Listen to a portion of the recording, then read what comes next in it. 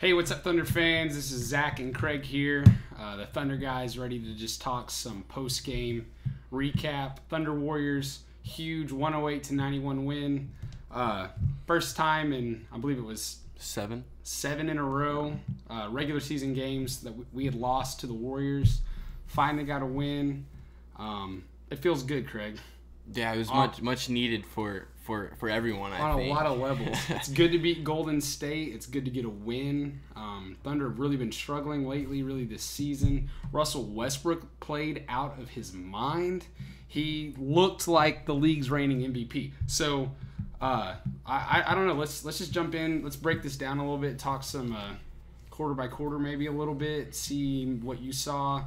I'll throw some thoughts out there, and we definitely need to talk a little bit about the Russ Kevin Durant. Feud there. There was there were a few little tiffs. So first quarter action, obviously, Thunder jumped out to a good start. That's kind of been the trend so far this season. So it doesn't necessarily mean a whole lot on that level, but it felt different tonight, did it not? It did, specifically after the first quarter. The first quarter kind of felt like it could swing either way. They had their moments, we had our moments. Right. But I feel like the second quarter is really when I feel like the Thunder brought in a certain level of intensity that the Warriors couldn't keep up with. For sure. I don't know if they were feeding off of the home crowd or what it was. But it was loud tonight. It was. It was noticeably loud. Obviously, we weren't there. We're here watching it. But social media was lighting up with people talking about how loud it was. Playoff atmosphere, which is no shock at all. Mm-hmm. We really expect that type of atmosphere. As Thunder fans, we expect that on a regular. So for that to show up against Golden State, not surprising at all. Game starts off. Kevin Durant gets booed when he's introduced, and nobody's really surprised. But did you expect that? I expected boos. If you notice in the crowd, there were some pretty friendly signs. Obviously, some of those Warrior fans showed up at the game. None of the cupcake costume, none of the hateful stuff like that. But literally every time he touched the ball, the crowd booed. I don't know if you've ever seen it quite to that level. I've seen guys get booed first quarter, maybe even second quarter, but to keep it up for an entire game for a guy who has the ball in his hands as much as Kevin Durant does, it was impressive. There was a lot of Thunder fan stamina there. To keep that the noise level up. Right. It wasn't like the boos were fading. You could hear it every single time. And we talked about this on Tuesday. I feel like when he sent those tweets, that kind of sealed his the deal. That summed up how he felt about Oklahoma City, and so I don't blame the Oklahoma City fans at all for that. And there's some people talking about Thunder fans need to get over it, that type of thing, and I don't really get that. I don't get that at all. I don't understand other fan bases trying to tell our fan base how to feel. It's one of those things like you if you're not there, you can't really understand it. I get that we took it hard. We took his leaving pretty hard. But even on another level of that, it's not like the Warriors are a team we're friendly with. Right. Even before, exactly. Right. There's history there.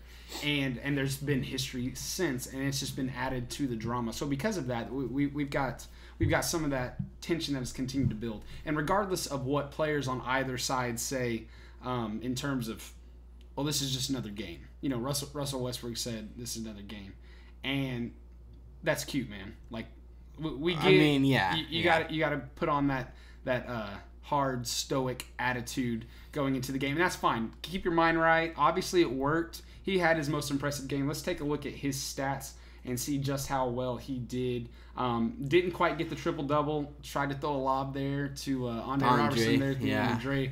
Dre kind of muffed it a little bit, but finished with 34 points, shot 13 of 27, so just a tick under 50%. Took 4 threes, only made 1, but he only shot 4. That's cool with me. Right.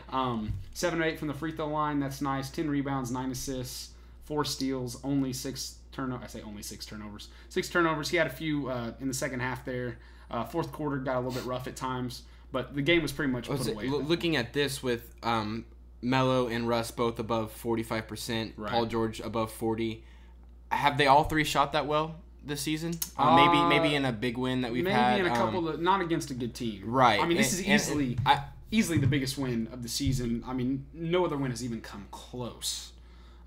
So it's hard to say on that level. I would say that for the game, they played better than even in the first half that we did against the Boston Celtics a few weeks ago, which was the best half of basketball we'd seen from the Thunder. Right. Even though we lost the game, the first half still looked really good. Tonight was just like they took that and they harnessed that energy, that play style, and upped it. Right. And I mean, couldn't stop us. I mean, a couple of things that stood out to me was, I said like last year when the Warriors won, Draymond Green and Steph said they wanted this for Durant, and we talked about, does Melo and Paul George want this for Russ? Right. Well, I don't think it's coincidence that they all shot that well, they all played that well. I think this was, the team wanted this just as much as we did. I think it was really impressive how they were able to, as much energy was in this game, they were able to kind of keep that, I don't know, what am I contained? Looking for? Right. Control. Exactly. And especially from Russ, that's a huge thing because he can, we've talked about how he can get, a little bit out of his head. And so I think it was a big deal that they were able to control that and play through it and use that. He did not look tonight like he has even in the last couple weeks. Right. There were times tonight where I really don't know if I would have blamed him. I would have been shocked if he would have gotten physical. Right. We saw the altercation with Kevin Durant in the third quarter, and we'll get to that in a minute. But there were plenty of opportunities, and it wasn't just from Durant. Draymond Green fouled him pretty hard early on. There were some different contact plays. It's basketball. It's a physical sport. It's aggression, competitive nature. I get that. So there was some of that. But overall, he looked so in control, not just of his game, but of his emotions. And it was like last season, he said, "I'm coming." He's here. That's all I could think of, right? I mean, he showed up. Moment, yeah. He showed up. And it could not have been better timing, obviously. But it wasn't, like you said, it wasn't just him. It was like his teammates, they wanted this not just for themselves, for the Thunder. They wanted it for him. And I think that's when a group of guys come together as a team, they play like brothers, they go to war with each other. Billy Donovan, we criticized him on our show yesterday, and we talked a little bit about what he needed to do to fix that. One of the things we talked about was rotations, and his rotations were on point tonight. Steven Adams, he came out a little bit early. Zaza Pachulia was still in, and who did he sub in instead of Dakari Johnson? He put in Jeremy Grant. That looked like a questionable substitution, but what happened almost immediately? Kevin Durant drives to the basket. Jeremy Grant comes almost out of nowhere and just swats the mess out of it. And then, 2 possessions later, did the exact same thing. At that point, Kevin Durant knocked down a couple shots, hit a couple deep threes. Jeremy Grant does that. All of a sudden, Durant's kind of on the ropes a little bit. He's not used to being blocked like that. Right. As tall as he is, he's been noted as being almost unblockable, especially in his jump shots. Now, these were shots in the paint, up close. But Jeremy Grant being able to do that, come off the bench, offer some of that. And see, Jeremy Grant has no ties to Kevin Durant. Jeremy Grant's new to the team since Kevin Durant left. So because of that, I think he's able to play a little bit more removed from perhaps relations with Durant. And he has full loyalty to Russell Westbrook. So, there was an incident last year in one of the games where Jeremy Grant blocked Kevin Durant or dunked on him. That's what it was. Jeremy Grant dunked on Kevin Durant, and KD, he got a little bit, he took issue with it and just tried to stir some stuff up. But anyways, Grant came back this year. He looks much more polished as a player. He's much more in control of himself. And making plays like that... He looks more comfortable as well. He does. He looks more like a basketball player than just a freak athlete trying to play round ball. Right. So, him coming in off the bench in the first quarter to do those things was... Really, I think that set the tone. We started strong, but when he was able to do that right off the bat, that threw the Warriors for a loop a little bit. Kevin Durant, he kept doing the whole smile and trying to clap his hands and act like, yeah, okay, try to play like he's all right. He looked like the guy that everybody's roasting, and he's trying to laugh it off because he doesn't know what to say. Right. He was in that position tonight, and he has not been in that position in a very long time. He's kind of taken up this villain role because of what he did when he left Oklahoma City, and he hated that.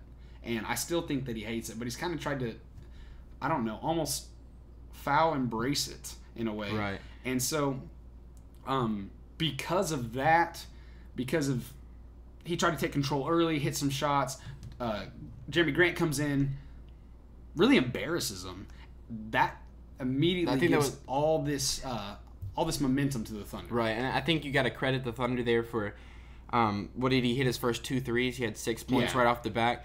If you remember last year, despite all the boos and everything that was going on in that game, Durant was. Really, the Thunder allowed him to get into a rhythm, and he scored. Was it 40 in that first time we met? Or it was something crazy. He came in averaging. He had scored at least 30 points in the previous 3 games. Right. He didn't play in one of them. Yeah. He was hurt. Maybe it's just me being the negative person that I am, but when he hit those 2 threes at the beginning of the game, it was kind of like a here we go. You know what I mean? But like you were saying with the rotation, putting Jeremy Grant in there, blocking the shot, that kind of flip momentum. You have to really credit the Thunder for not allowing Durant to get hot, because regardless of what's going on with the crowd, the emotions, he's still one of the best pure scorers in the game. And so the fact that they were able to find a way to stop that, and not just with Durant, but I mean they held him to 91 points when they averaged 117 a game or something ridiculous.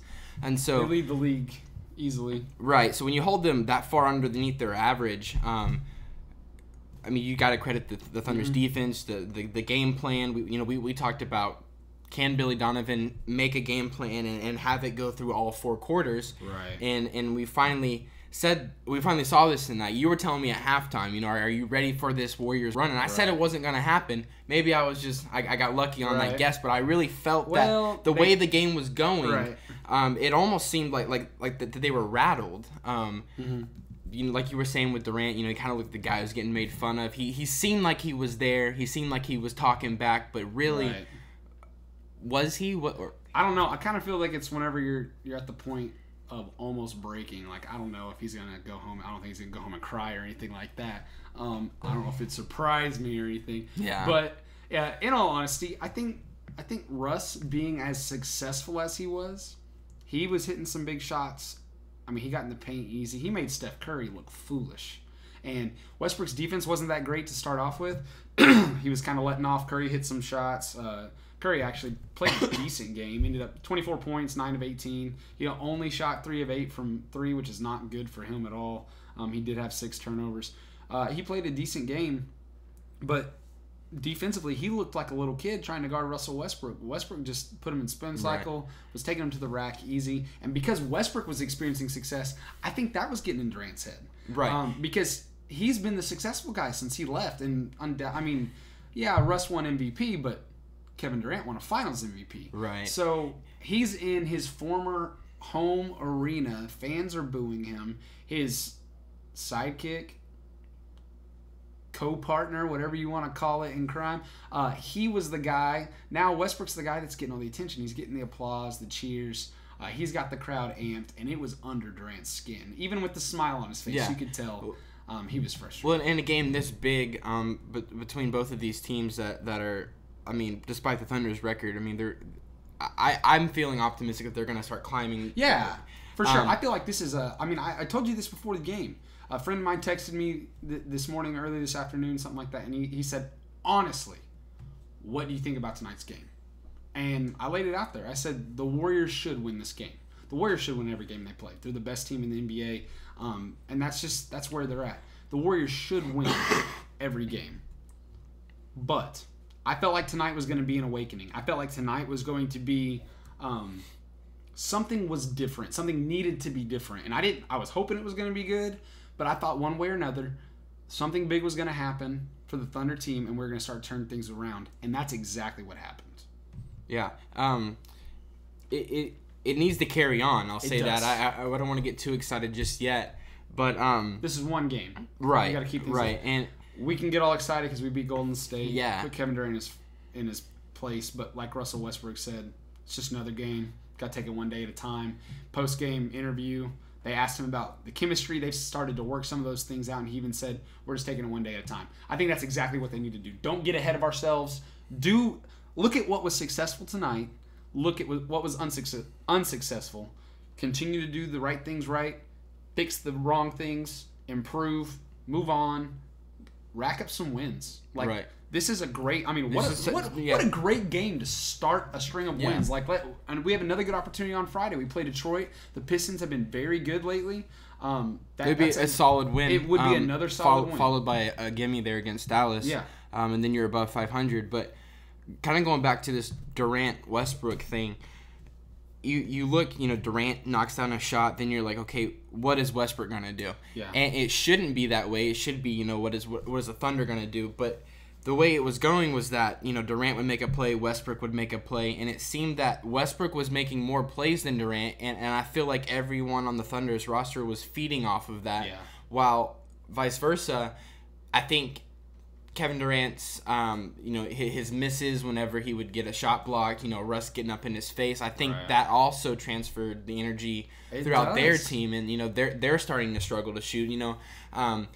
Steph knocked down some open, like one of them we just left him wide open. I mean, there was a guy within like maybe 10 or 15 feet of him. You expect him to make that, and so but I mean, how many did they miss that those are shots they typically knock down, and so I think that. I mean, as a team, just looking at 3-point, they shot 10 for 31, 32.3%, well below their typical averages. So, no surprise there that. What did we say? That was the key. If we can shut them down from deep, we'll give ourselves a chance. And it wasn't like they weren't. It wasn't like they weren't running their usual screens, moving the ball around. The difference was our defense, and not just the first quarter defense, but the second quarter defense, and the third and the fourth quarter. There were effort plays in the fourth that needed to be there that have not been there. Right. Maintaining that type of consistency through an entire game will rack up wins. That will give us an opportunity to go deep into the playoffs. Right. And realistically, I mean, this could be the playoff matchup that we see in the Western Conference Finals. I know it's the one that I predicted. Some people think the Thunder aren't going to be quite that good, especially now. I still feel good about it. I mean, I making a run at the 2 seed, we've already put ourselves, behind a little bit. I still think it's possible. But really, when there's still some teams we haven't played. We haven't seen the Spurs at full strength. We haven't played the Rockets yet. We're 0-2 against Minnesota. I mean, the West is stacked. Yeah. Well, but playing like tonight, I mean, it's just it. If we play if we play the rest of the season or even most of the season like we did tonight, I'm gonna feel pretty good about our odds of going far. Yeah, I just feel like going on this whole, you're talking there about, people, especially now, aren't feeling like the Thunder are going to make it to the conference finals or anything. I think we put too much expectations on this team early on. You look at was it 2010, 2011 Miami Heat? I mean, they started out 9-8. Here we are at 8-9, very similar, and they went on to only lose like 23 games that entire season. Was something crazy. I'm not saying we're only going to lose 23 games this year, but you got to realize it takes time. Note, I don't think we're going to lose more than 22. But anyways, I would love that. I'm just saying, I predicted a 60-win season to start the season. It's going to be really tough from here on out. But I'm going to roll. Look at Kevin Durant and Russell Westbrook. Their first year together, where they put together 20 wins. I think it was 19. Yeah. So then they doubled it. I mean, even with people like that, it takes time. And so I saw an article today. Can Paul George Can they build that chemistry that Durant and Westbrook had? And I think they can. And I think that's going to start happening, especially the rhythm that Paul George has been shooting in lately has been. Yeah, and what's crazy is he really didn't shoot as well tonight as we would have liked him to have. He was out of the big three, he was the lowest. Shot 8 for 19, 4 for 10 from 3, which is still 40%. Right. I'll take that any day of the week. So we do have to remember his overall field goal percentage might be a little bit lower because he's taking so many more threes. And I'm cool with that. I mean, he also 11 rebounds. He had 4 steals. He's getting it done. He's staying consistent, and I mean, it's paying off. Adams 4 of 8 for was it 14 points? Yeah. We talked about on Tuesday he needs to get going early, and first play of the game, inside to Adams for an easy 2.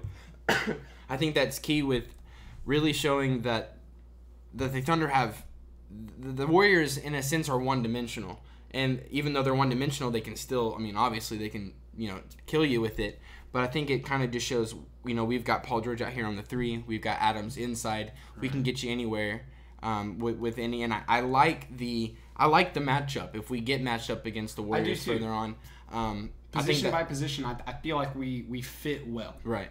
Another thing I wanted to point out, I told you this. We started off 0 for 5 from the free throw line, not good at all. Finished 18 for 26. So that means out of our final 21 free throws, we only missed 3. Finished at 69.2%. That's not a great free throw percentage, but when we start off 0 for 5, it's not good. Right? I mean, you go 18 for 21 in your final 21. I'll take that. That's solid. What I don't like is Paul George not shooting any free throws. Yeah, I know we took a lot of shots from the outside. He took a lot of shots from the outside. Part of that is, how did you? I don't want to complain about the officiating too much. We got some calls tonight. The Warriors got some calls tonight. I felt like across the board it was pretty even. I feel like the Warriors get away with some things that other teams don't get away with. We also got away with some stuff, so it kind of evens. That's what I was gonna say. I really like that, as touchy as this league has been, specifically this season with calls. I like that they let them play a little bit. There was one play where Russ practically pushed Steph Curry to the ground. We got the steal out of it, on into transition. That kind of thing has happened. Durant was it? I don't remember who it was that Durant shoved down to the ground. But I like that they kind of let that in this rivalry play on a little bit. The no calls, I don't have a problem with it. I didn't think it got really dirty at any point, and so the refs didn't feel the need to take control. The only thing that really started to bring the drama to a peak, I guess you could say, would be the Russ, Kevin Durant. They were in each other's faces. They didn't even call a double tech on that. Probably would have in any other situation, but I think that's a good understanding. The refs know who they're dealing with. They know, obviously, the history. That impressed me, and I couldn't believe. I thought for sure it was going to turn into something, and that was what. I mean, let's be real. We've been waiting for that to happen. You said, what was it you said about? Obviously, they're not cool. Yeah. We got like 10 minutes left. Let's finish this out talking about that specific moment in the game. People want to think that I shouldn't say people. The media wants to portray that they're friends off the court, and it's not true. Not at all. Durant wants to say that if he was dying or that Russ would come visit him. I think Russ is a solid dude. I think he'd send him a message, best wishes, hope you get to feeling better kind of thing. But you're not going to convince me Russ is going to go see this guy. Don't know. Somebody said it depends, is it a game day or not? Right, but anyways, I like that Durant and Westbrook went at each other this time as opposed to last year when Durant got in Robertson's face. Really, dude, you're going to go after Andre? Yeah. But talk about low-hanging fruit. Right, anyways, maybe I'm biased in the whole situation, but it looked to me like Russ threw his head forward and Durant said, okay. And kind of that's the moment he backed up. I don't know. Well, if you notice, Russ was hyped. And he's trying to hype up the crowd. He's trying to avoid confrontation. Let's be clear. It is not because he's afraid of Kevin Durant. No. If he's afraid of anybody, it might be one of the officials. Right. Because they're so ready to call a technical in that situation. So he's not even trying to engage Kevin Durant. KD comes over, creates some contact, and that's kind of like, oh, we gonna talk? Right. We doing this? I would have loved to have heard what they were saying there for them to have a mic above them. My ears might be burning because there's no. I did a little bit of lip reading. Kevin Durant called Russell Westbrook a word that's not appropriate for women or children to hear. So I'm not going to repeat it. But the irony in the meaning behind the word, he basically called him a coward, which is just hilarious to me, because of the manner in which he left. And he smiled the whole time that he did it. And he's got like Russ doesn't have 18,000 plus people in the arena ready to back him up if something were to go down. And I'll speak while we're on that side of things.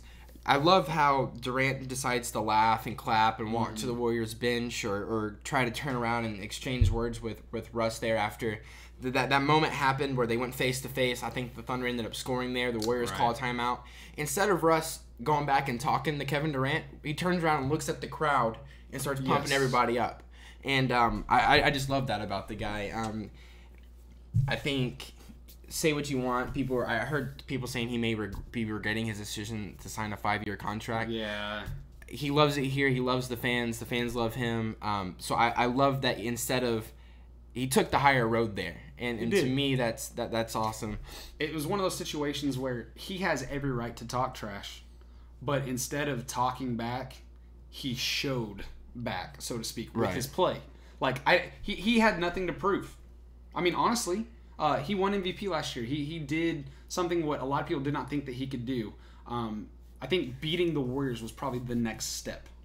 So that's step one. Right. We're gonna see him 3 more times this year. Hopefully more than that actually into the playoffs. Very likely. But go ahead. Go ahead. No, I'm moving on subject. So if you, I was gonna say let's move on and talk about a couple other things real fast. The Draymond Green technical. Did you see what happened there? I don't remember the exact play. It was on Melo, right? When he hit the ball down and they called the foul. Right. They called the foul for the second or third time of the game. Draymond Green starts to lose his mind. Starts yelling and just he's throwing F-bombs at the referee. Like all over the place, yelling across the court. He gets teed up, continues to do so, and I'm just thinking, I don't know if there's another player in the league that can act like he does and not get tossed from the game. I mean, if Russ has said one F word to the referee. Russ has looked at a ref and gotten to like literally not saying just like looked back, and been given a technical. So it's and I'm not condoning any level of foul language towards an official, but it was 4 or 5 at least. But the volume, I said a dozen just because it was a nice round. I mean, I have no idea. But the camera stayed on him, and he just continued, was throwing his arms, and he's mad and just cussing and everything.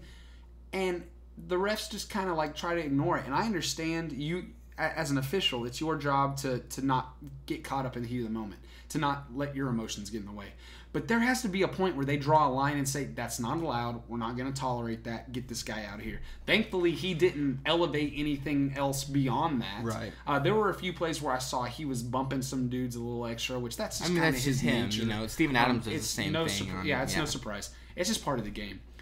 Thankfully, it did not elevate to anything else. He didn't kick anybody or anything like that.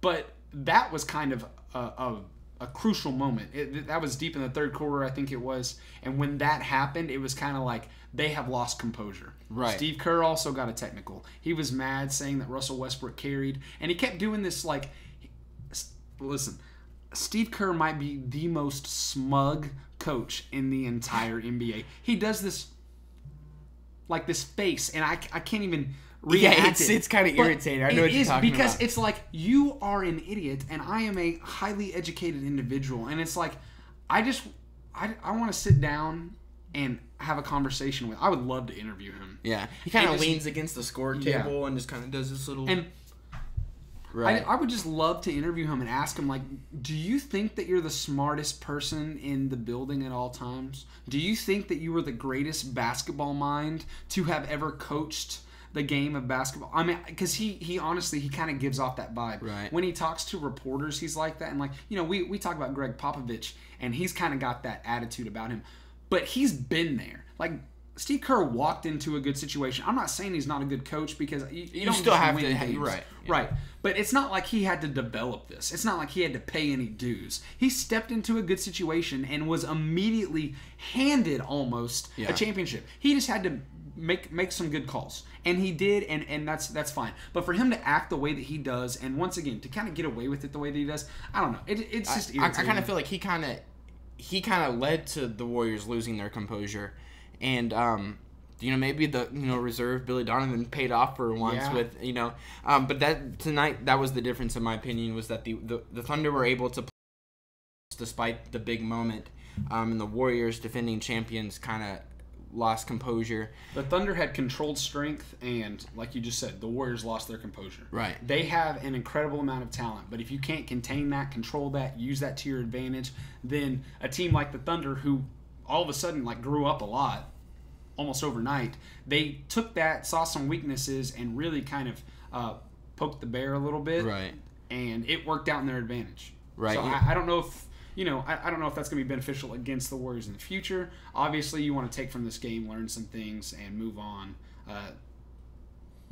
Yeah, to kind of just cap this thing off, I'm very happy with the win tonight. For sure. There's no way you can't be if it was a 2-point win, regardless. but I want to see this transfer over to Friday to Dallas. If we're sitting at 10-9 at the end of those two games, then I'll be a little more satisfied. Yeah. But the energy you talked about that they played tonight, the effort on the loose balls, the effort on the glass, picking up rebounds, can they do that against the Sacramento Kings? Right. Can they do that against the Mavericks, the teams that you may not feel like should be able to walk in, right, jack up some shots and win the game. If they come out with that intensity every single night, there's really going to be no stopping this team. So not satisfied yet, but I think we talked about that one or two things would happen tonight. This would be the turn of things, or it would be things getting worse progressively. One way or another, it was going to do something. Right, and so I think with a good win Friday, following that up, keeping the streak going, this team could be heading in the right direction. Right, so I guess we'll go ahead and wrap things up there. Thanks so much for tuning in. We appreciate you guys.